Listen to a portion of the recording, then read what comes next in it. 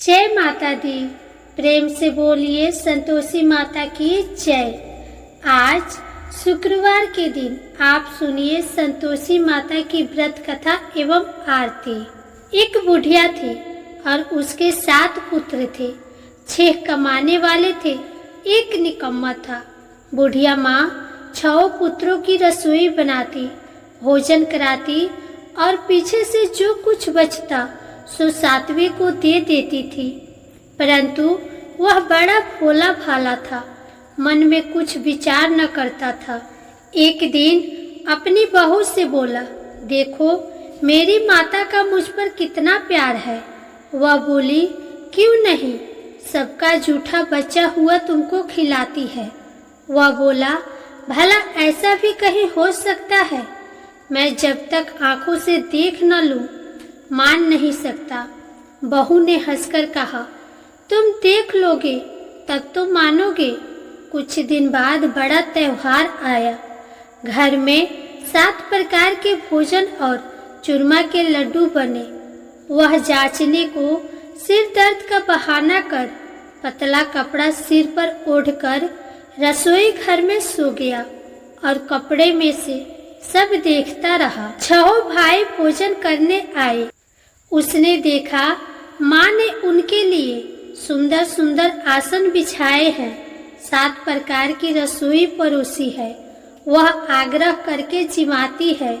वह देखता रहा। 6 भाई भोजन कर उठे तब माता ने उनकी जूठन थालियों में से लड्डुओं के टुकड़ों को उठाया और एक लड्डू बनाया। जूठन साफ करके माँ ने पुकारा, उठो बेटा, 6 भाई भोजन कर गए, अब तू ही बाकी है, उठना, कब खाएगा? वह कहने लगा, माँ मुझे भोजन नहीं करना, मैं परदेश जा रहा हूँ। माता ने कहा, कल जाता तो आज ही जा। वह बोला, हाँ हाँ आज ही जा रहा हूँ। यह कहकर वह घर से निकल गया। चलते समय बहू की याद आई। वह गौशाला में उबले थाप रही थी।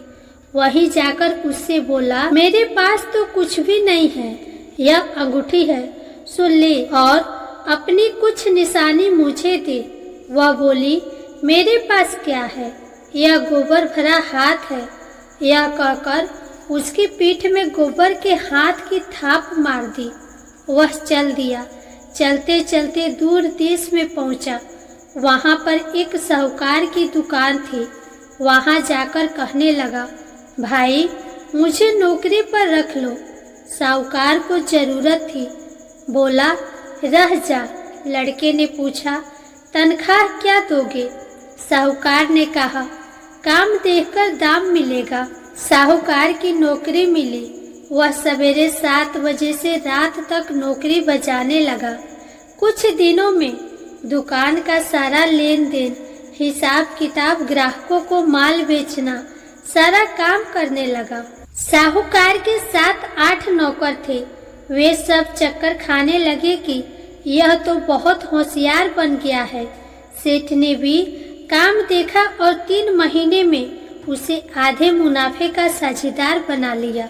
वह 12 वर्ष में ही नामी सेठ बन गया और मालिक सारा कारोबार उस पर छोड़कर बाहर चला गया। अब बहू पर क्या बीती सो सुनो। सास ससुर उसे दुख देने लगे। सारी गृहस्थी का काम करा के उसे लकड़ी लेने जंगल में भेजते। इसी बीच घर की रोटियों के आटे से जो भूसी निकलती उसकी रोटी बनाकर रख दी जाती और फूटे नारियल के खोपरे में पानी। इस तरह दिन बीतते रहे। एक दिन वह लकड़ी लेने जा रही थी कि रास्ते में बहुत सी स्त्रियां संतोषी माता का व्रत करती दिखाई दी। वह वहां खड़ी हो कथा सुनकर बोली, बहनों, यह तुम किस देवता का व्रत करती हो और इसके करने से क्या फल मिलता है? इस व्रत के करने की क्या विधि है?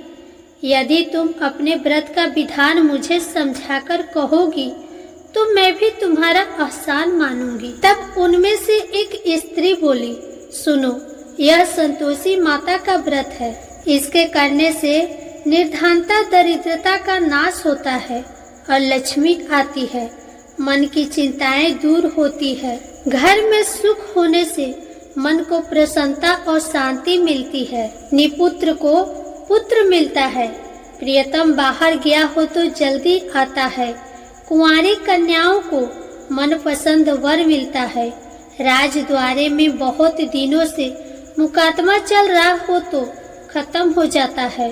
सब तरह से सुख शांति, घर में धन जमा होता है, पैसा जायदाद का लाभ होता है, रोग दूर हो जाता है और जो कुछ मन में कामना हो वे सब इस संतोषी माता की कृपा से पूरी हो जाता है। इसमें संदेह नहीं है। वह पूछने लगी, यह व्रत कैसे किया जाता है, यह भी बताओ तो बड़ी कृपा होगी। स्त्री कहने लगी, 1.25 रुपये का गुड़ चना लेना, इच्छा हो तो 5.25 रुपये का लेना, 11.25 रुपये का भी सहूलियत अनुसार ले सकती हो। बिना परेशानी, श्रद्धा और प्रेम से जितना बन सके सवाई लेना। 1.25 रुपये से 5.25 रुपये तथा इससे भी ज्यादा शक्ति और भक्ति के अनुसार ले लेना। हर शुक्रवार को निराहार रहकर कथा कहना सुनना, इसके बीच क्रम टूटे नहीं। लगातार नियम का पालन करना। सुनने वाला कोई न मिले तो घी का दीपक जला लेना। उसके आगे जल के पात्र को रखकर कथा कहना, परंतु नियम न टूटे। जब तक कार्य सिद्ध न हो नियम का पालन करना और कार्य सिद्ध हो जाने पर ही व्रत का उद्यापन करना। 3 मास में माता फल पूरा करती है। यदि किसी के खोटे ग्रह हो तो माता 1 वर्ष में अवश्य कार्य को सिद्ध करती है। कार्य सिद्ध होने पर ही उद्यापन करना चाहिए, बीच में नहीं। उद्यापन में 2.5 सेर आटे का खाजा तथा इसी परिणाम से खीर तथा चने का साग करना। 8 लड़कों को भोजन कराना। जहाँ तक मिले देवर जेठ भाई बंधु कुटुंब के लड़के लेना। न मिले तो रिश्तेदारों और पड़ोसियों के लड़के बुलाना, उन्हें भोजन कराना।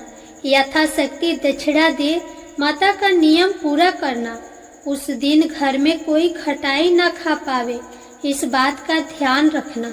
यह सुनकर बुढ़िया के लड़के की बहू चल दी। रास्ते में लकड़ी के बोझ को बेच दिया और उन पैसों से गुड़ चना ले माता के व्रत की तैयारी कर आगे चले और सामने मंदिर देख पूछने लगे, यह मंदिर किसका है? सब कहने लगे, संतोषी माता का मंदिर है।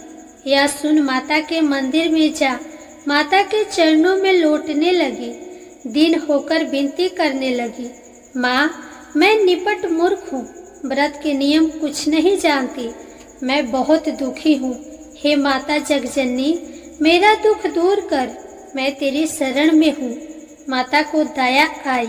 एक शुक्रवार बीता कि दूसरे शुक्रवार को ही उसके पति का पत्र आया और तीसरे को उसका भेजा हुआ पैसा भी आ पहुंचा। यह देख जेठानी मुंह सिकोड़ने लगी, इतने दिनों में पैसा आया, इसमें क्या बड़ाई है? लड़के ताने देने लगे। काकी के पास अब पत्र आने लगे, रुपया आने लगा। अब तो काकी की खातिर बढ़ेगी, अब तो काकी बुलाने से भी नहीं बोलेगी। बेचारी सरलता से कहती, भैया पत्र आवे रुपया आवे तो हम सबके लिए अच्छा है।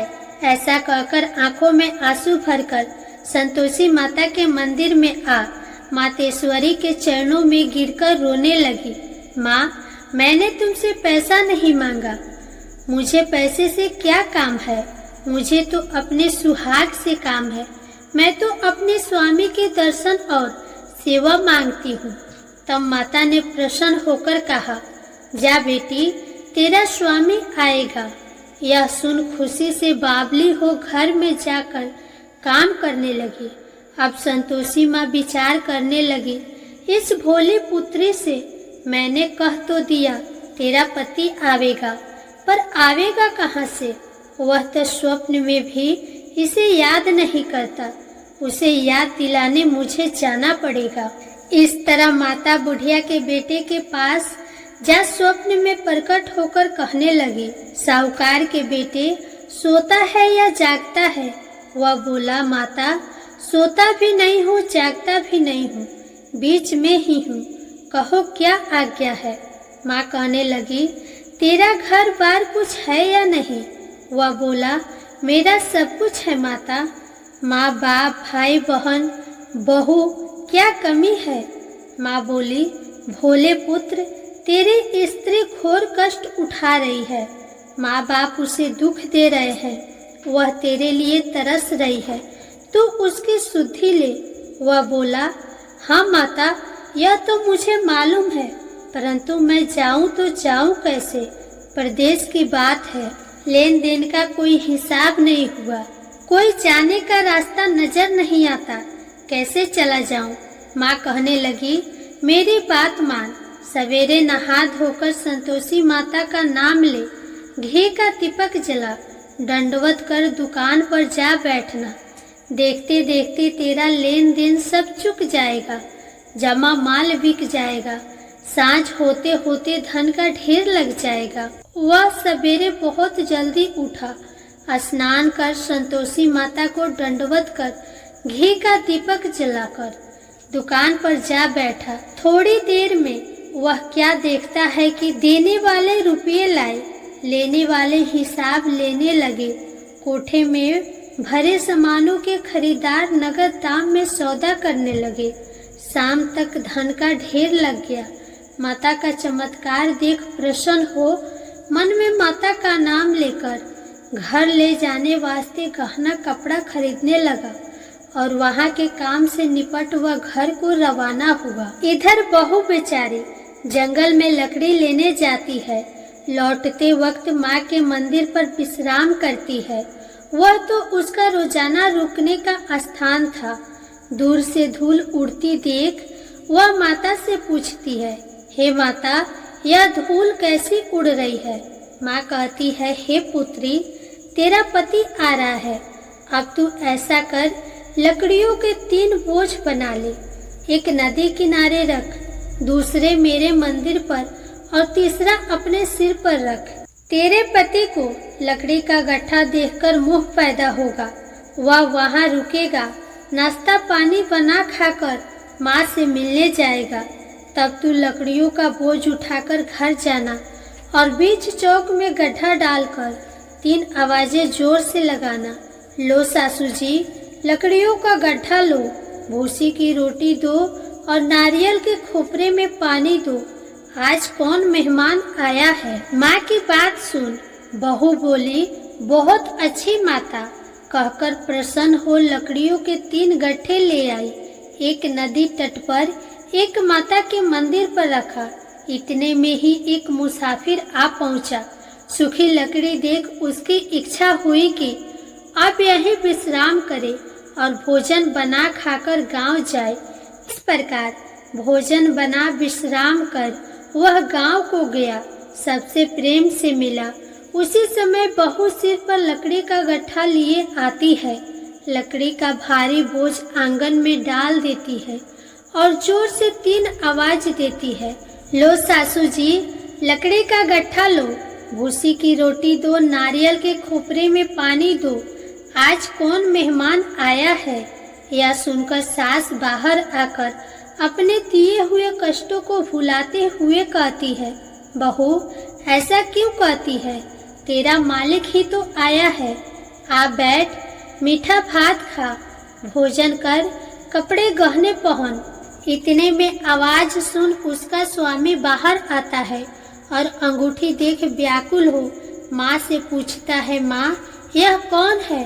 माँ कहती है, बेटा यह तेरी बहू है, आज 12 वर्ष हो गए, तू जब से गया है तब से सारे गांव में जानवर की तरह भटकती फिरती है, काम काज घर का कुछ करती नहीं, 4 समय आकर खा जाती है। अब तुझे देखकर भूसी की रोटी और नारियल के खोपरे में पानी मांगती है। वह लज्जित हो बोला, ठीक है माँ, मैंने इसे भी देखा और तुम्हें भी देखा है, अब मुझे दूसरे घर के ताले की चाबी दो। तब माँ बोली, ठीक है बेटा, तेरी जैसी मर्जी, कहकर चाबी का गुच्छा पटक दिया। उसने तीसरी मंजिल के कमरे को खोलकर अपना सारा सामान जमाया। एक दिन में ही वहां राजा के महल जैसा ठाठ बाट बन गया। अब क्या था, वे दोनों सुखपूर्वक रहने लगे।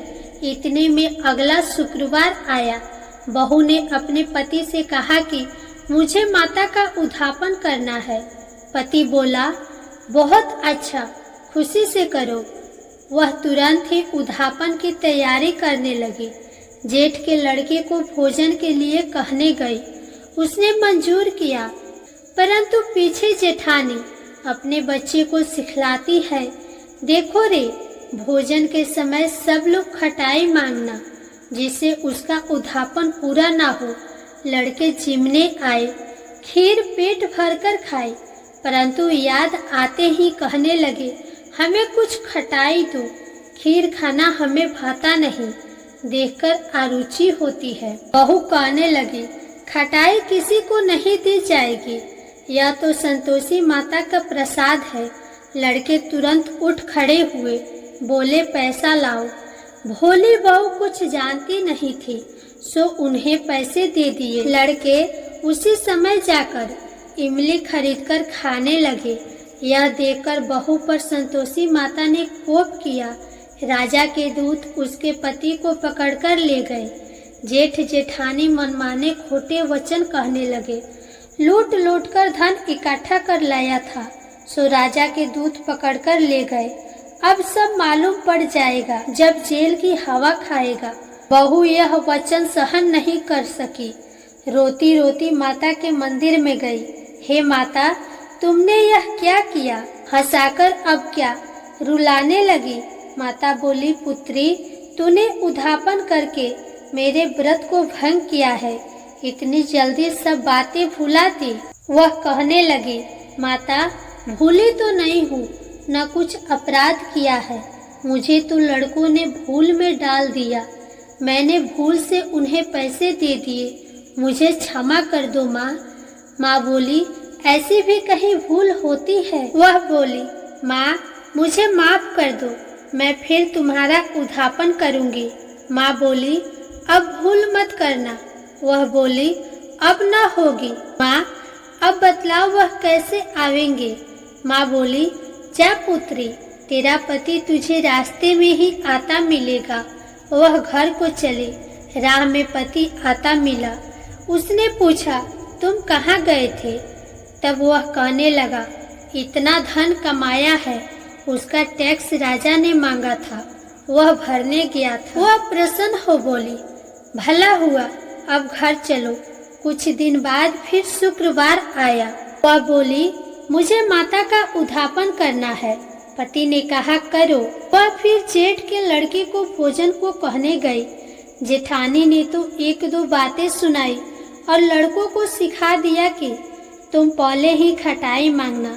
लड़के कहने लगे, हमें खीर नहीं भाता, जी बिगड़ता है, कुछ खटाई खाने को देना। वह बोली, खटाई खाने को नहीं मिलेगा, खाना हो तो खाओ। वह ब्राह्मणों के लड़कों को लाकर भोजन कराने लगी। यथाशक्ति दक्षिणा की जगह एक एक फल उन्हें दिया। इससे संतोषी माता प्रसन्न हुई। माता की कृपा होते ही 9वें मास उसको चंद्रमा के समान सुंदर पुत्र प्राप्त हुआ। पुत्र को लेकर प्रतिदिन माताजी के मंदिर में जाने लगी। माँ ने सोचा कि यह रोज आती है, आज क्यों न मैं ही इसके घर चलूं, इसका आसरा तो देखूं सही। यह विचार कर माता ने भयानक रूप बनाया। गुड़ और चने से सना मुख, ऊपर सूंड के समान होठ, उस पर मखिया भिन भिना रही थी। दहलीज में पांव रखते ही उसकी सास चिल्लाई, देखो रे, कोई चुड़ैल आ रही है, लड़कों इसे भगाओ, नहीं तो किसी को खा जाएगी। लड़के डरने लगे और चिल्लाकर खिड़की बंद करने लगे। छोटी बहू रोशनदान में से देख रही थी। प्रसन्नता से पगली होकर चिल्लाने लगी, आज मेरी माताजी मेरे घर आई है। यह कहकर बच्चे को दूध पिलाने से हटाती है। इतने में सास का क्रोध फूट पड़ा। बोली, इसे देखकर कैसे उतावली हुई है जो बच्चे को पटक दिया। इतने में माँ के प्रताप से जहाँ देखो वही लड़के ही लड़के नजर आने लगे। वह बोली, माँ जी, मैं जिनका व्रत करती हूँ यह वही संतोषी माता है। इतना कह झट से सारे घर के किवाड़ खोल देती है। सबने माता के चरण पकड़ लिए और विनती कर कहने लगे, हे माता, हम मूर्ख हैं, हम अज्ञानी है, पापी हैं। तुम्हारे व्रत की विधि हम नहीं जानते। तुम्हारा व्रत भंग कर हमने बहुत बड़ा अपराध किया है। हे माता, आप हमारा अपराध क्षमा करो। इस प्रकार माता प्रसन्न हुई। माता ने बहू को जैसा फल दिया वैसा सबको दे। जो पढ़े उसका मनोरथ पूर्ण हो। प्रेम से बोलो संतोषी माता की जय।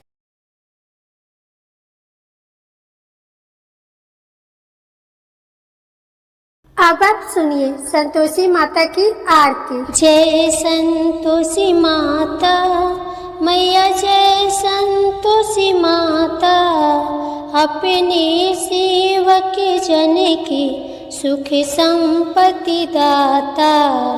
जय संतोषी माता मैया, जय संतोषी माता, सुंदर चीर सुनहरी माँ धारण कीन्हो, हीरा पन्ना दम के तन श्रृंगार लीनो। जय संतोषी माता मैया, जय संतोषी माता, गेरु लाल छटा छवि बदन कमल सोहे, मंद हसत करुणामयी त्रिभुवन मन मोहे।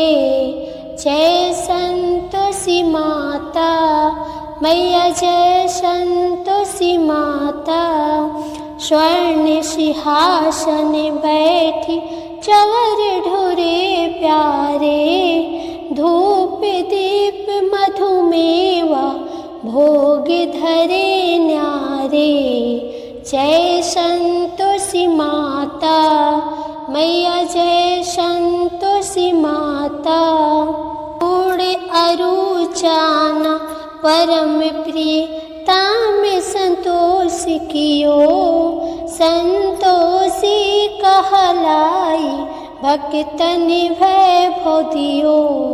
जय संतोषी माता मैया, जय संतोषी माता, शुक्रवार प्रिय मानत आज दिवस सोही, भक्त मंडली आई गाथा सुनत मोही। जय संतोषी माता मैया, जय संतोषी माता, मंदिर जगमग ज्योति मंगल ध्वनि छाई, विनय करे हम बालक चरणन सिर नाई। जय संतोषी माता मैया, जय संतोषी माता, भक्ति भाव में पूजा अंग कीर्ति की जय, जो मन बसे हमारे इच्छा फल दीजय। जय संतोषी माता मैया, जय संतोषी माता, दुखी दरिद्री रोगी संकट मुक्त किए, बहु धन धान भरे घरे सुख सौभाग्य दिए। जय संतोषी माता मैया, जय संतोषी माता, ध्यान धरो जो नर तीरो, मन वांछित फल पायो, पूजा कथा श्रवण करे घर आनंद आयो।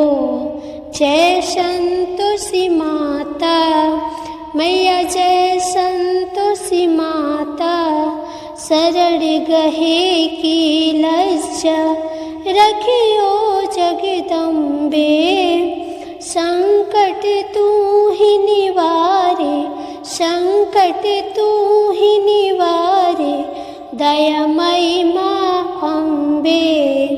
जय संतोषी माता मैया, जय संतोषी माता। संतोषी माँ की आरती जो कोई नर गावे, रिद्धि सिद्धि सुख संपत्ति जी भर के पावे। ओम जय संतोषी माता मैया, जय संतोषी माता। प्रेम से बोलिए संतोषी माता की जय।